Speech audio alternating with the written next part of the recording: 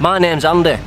I'm a travel filmmaker from Manchester, England, and in this series I'm going to be solo backpacking around Israel.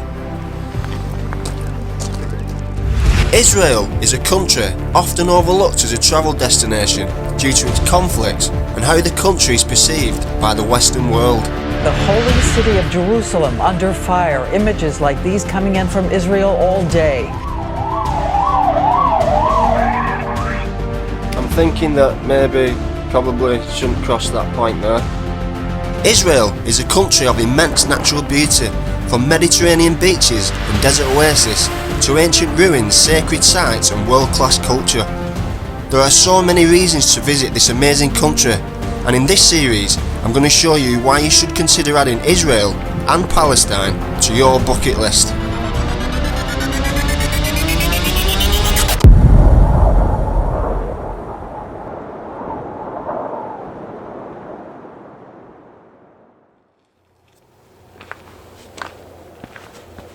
What is going on, guys? I'm so glad you could join me for yet another adventure. This time we're in Israel's Negev desert, in a town called Mitzpe Ramon, which is actually built on top of the world's largest erosion crater.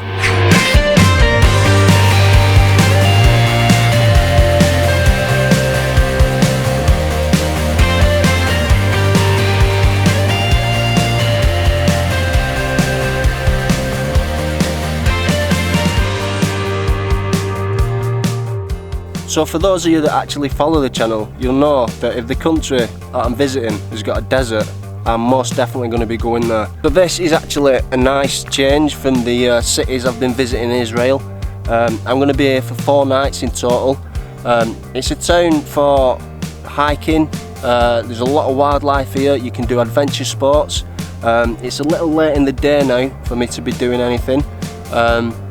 So I think I'm going to get started tomorrow. And if you can just hear that noise behind me, some crazy bastards are doing the, what do you call it, the hang gliding. I'll show you.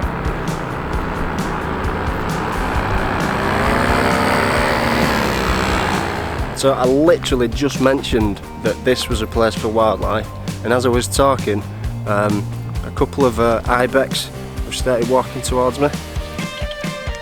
Come on then. Hello, mate. Come on then. So this is actually the Israeli ibex, and they're quite a unique animal really, because they have hooves that actually tilt like a wrist, which allows them to climb up vertical rock faces to escape predators, because there are actually big cats in this area. I think mountain leopards or something like that.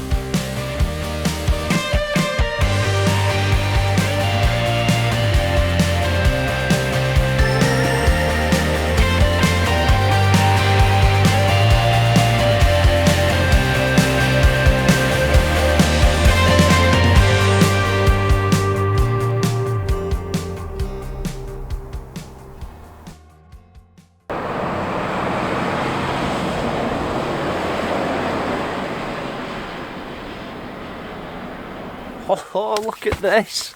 So this, guys, is an ancient Nabataean settlement dating back to around 3rd century BC, and it was actually on the incense route. So the incense route was actually a trading route that came from Oman, goes through Yemen, Saudi Arabia, Jordan and the Negev desert, and it's where they traded herbs, spices, frankincense and myrrh for the Roman Empire.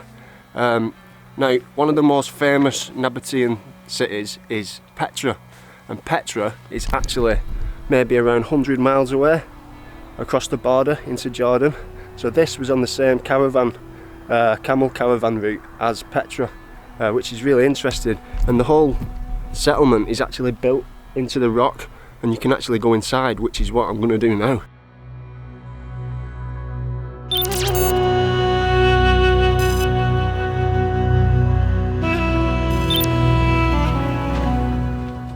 Avdat was station number 62 on the incense route, which extended from the Arabian Peninsula to the port of Gaza, and from there to all parts of the Roman Empire. In year 106 AD, the Nabataean king died, and his kingdom was seized by the Roman Empire.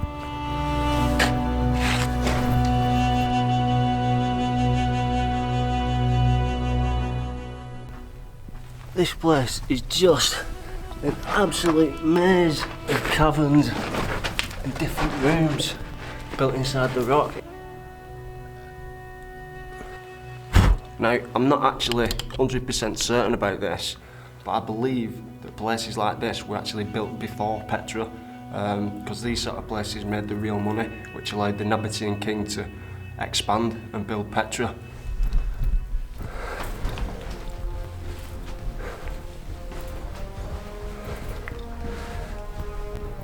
You know what makes this place even better? Is the fact that I've got it all to myself because I got up early this morning. There was absolutely nobody here. It's perfect for filming it. So there's actually not much here to tell you about the rooms. Maybe this was like living quarters or something like that. And just down here, can you see that? That looks like some sort of grindstone where they'd been grinding. Maybe that's where they were grinding the herbs. No way. There's actually some paintings on the wall here. Can you see that? I don't know how old they are. I mean, somebody could have just come in here and painted on the walls, but they look pretty old. You can actually still see the chisel marks.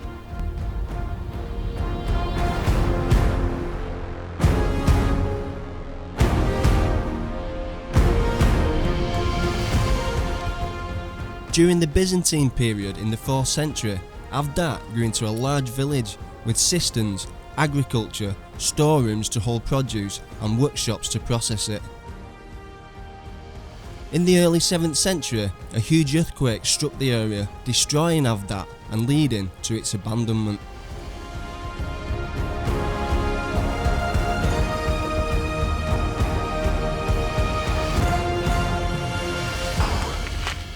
I'm just taking 5 minutes in the shade because the sun is just relentless today.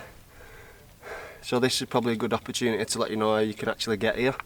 So from Beersheba or Mitzpe Ramon, which are in the two opposite directions, this is probably around central, you catch the bus number 64 or the bus number 65 and it is 13 shekels to get here.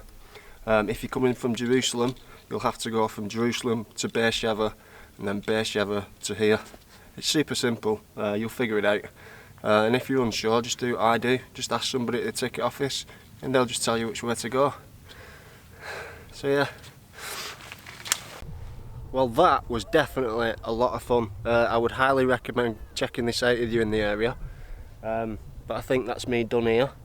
I'm going to go and grab a coffee, give my camera equipment a bit of a clean because it's quite dusty in here, and then head to the next national park, which is just maybe 10 minutes down the road.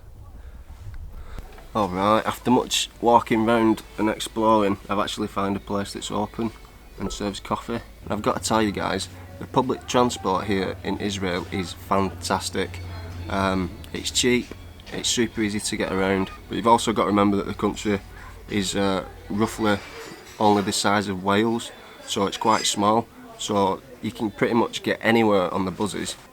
Transport here is super cheap, but everything else seems to be really quite expensive. So the guy in the coffee shop back there was like, "Where are you from?" And I said, "England," and he was like, "We don't get many visitors here from England." And it's not the first time I've heard that actually, because even in Tel Aviv, the people in the hostel were telling me that it's quite unique to get a person from England visiting Israel. And it's a bit of a shame really, because it comes down to what we perceive Israel as because of the media, and I've said it before, but we get the media as a way of distorting everything. I mean, this is a beautiful country.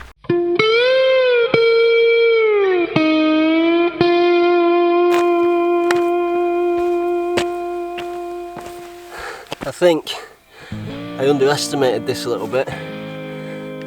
I'm almost out of water and I'm wearing a black jumper. Stupid, Andy, stupid. I'm literally in the middle of nowhere now. I'm going to have to turn back, I think. I've gone and done it again. I'm officially lost in the desert this time.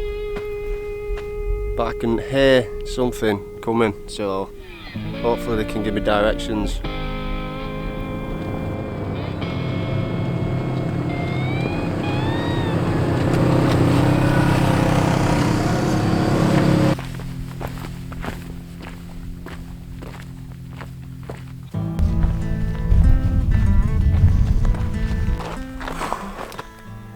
So my plan was to hitchhike back, but I seem to have wandered the wrong direction and I've completely lost the road, and I'm literally in the middle of nowhere. I mean, this place is just barren. I've got to be super careful here. I keep finding these little desert snails. I mean, there's loads of them. I think I've just spotted a road in the distance. I'm just approaching what seems to be an abandoned, burnt out car. That's a little bit disconcerting.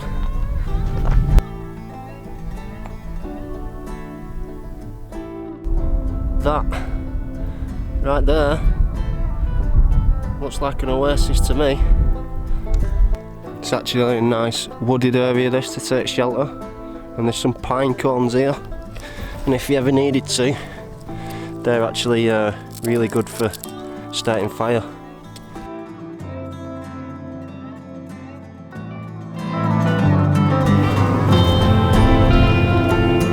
Hello.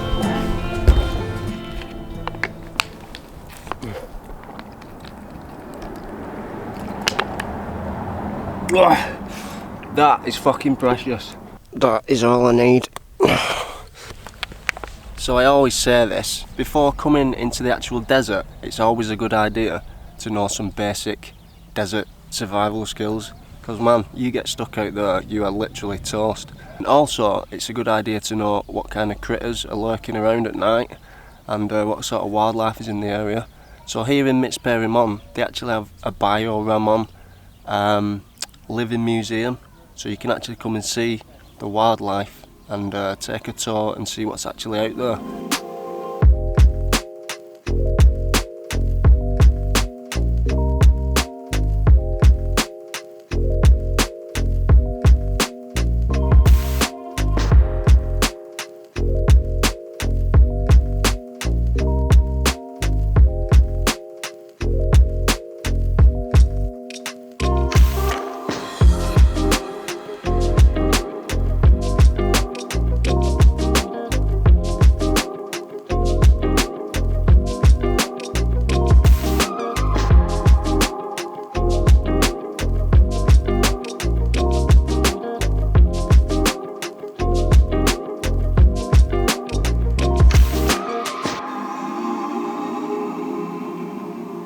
So I just stopped off at the visitors centre here in Mitzpe Ramon.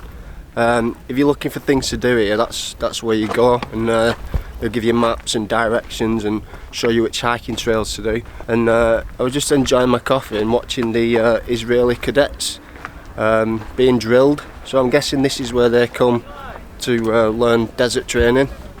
It's quite interesting actually. All of them have got M16 machine guns, so I didn't get too close. So if you can see this here, this like natural crack is like where water would flow when it actually rains here in the desert, and if you follow these cracks it'll lead you to plants like this, which are actually quite thick and hold a lot of moisture, so that is actually edible. I mean, don't get me wrong, I won't be having this for lunch anytime soon, but these would be a last resort. And then, if you get hungry, you can just start flipping rocks over, and the creatures that come out at night are most likely underneath rocks. I ain't going to do that right now, simply because I've been stung off a scorpion before, and it wasn't pleasant, so maybe not today.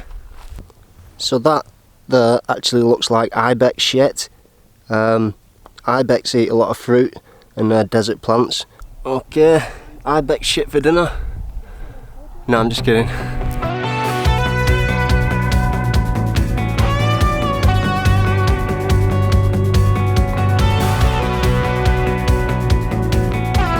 There's actually quite a lot of ibex here. They just walk around the streets. It's so cool to see.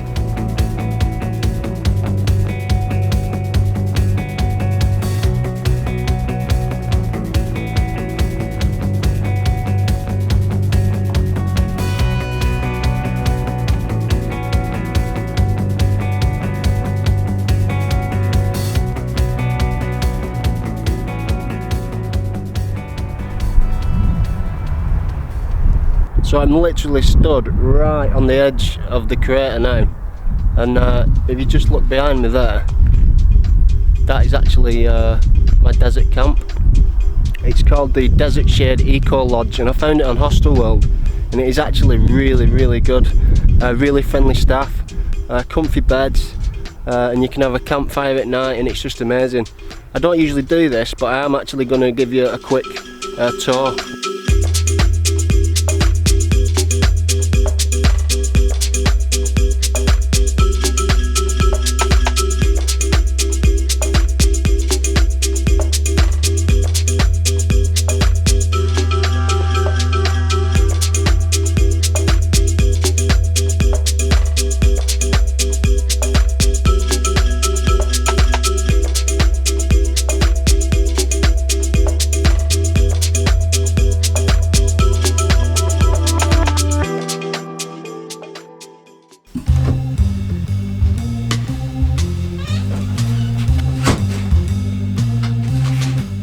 So you'd think that being in the desert, it'd be pretty hot and sticky in the evenings. Oh no, but there are a few ways that you can warm up. One of them being wine. This desert lodge camp actually has its own winery, so it produces its own wine. So I'm going to give that a go and see if that helps. Oh shit.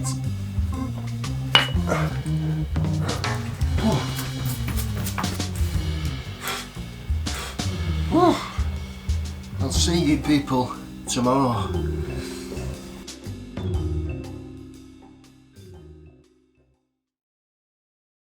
Oh my goodness. Oh, I'm a little bit rough today, guys. I went to the only pub in the desert last night, I think, and also checked out a jazz club, which was actually pretty cool if you like jazz music. Oh yes. So I've managed to find a pub in the desert. I think it might be the only one in 3,000 miles, but I found one and it's a nice little place, and there's actually a jazz club next door, so I think maybe I'll check that out later.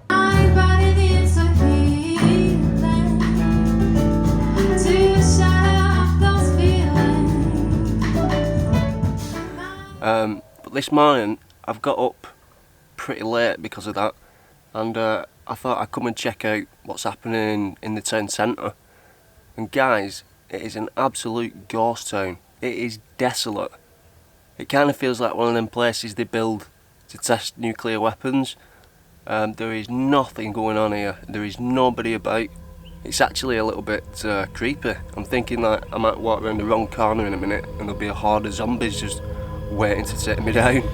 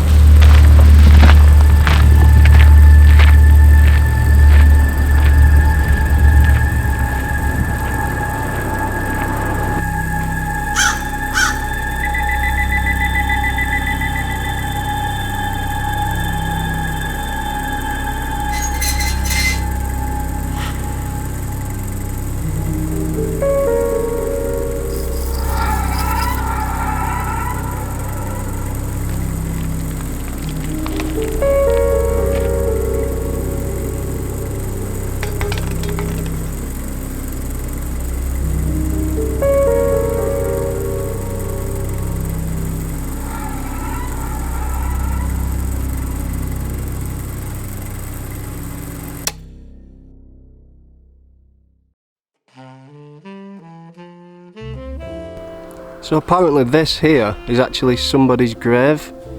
I'm not sure who exactly. Hang on, there's a little signpost here. The wife of Lot Mosh Sternshush. Okay. Well guys, for those of you that follow me on this channel, if something ever does happen to me, I think maybe one of you should bring me back here. And let's be honest, we're so lucky to live in a world with so much culture, so much diversity, so much beauty. Time stops for no one, and it's up to each and every one of us to explore it for ourselves.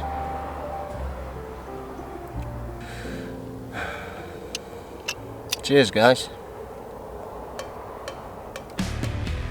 Next time I head back to civilization, I'll be visiting the West Bank, an area of Palestine often overlooked as a travel destination. I'll learn more about the Palestinian people and their way of life. I'll visit Bethlehem, the Separation Wall, and the oldest city in the world, Jericho. Are you recording me? Yeah. Are you spy? Thinking that maybe we probably shouldn't cross that point now. Would you like to hear the difference between the Christian and the Muslim? The Christians are taller than the Muslim.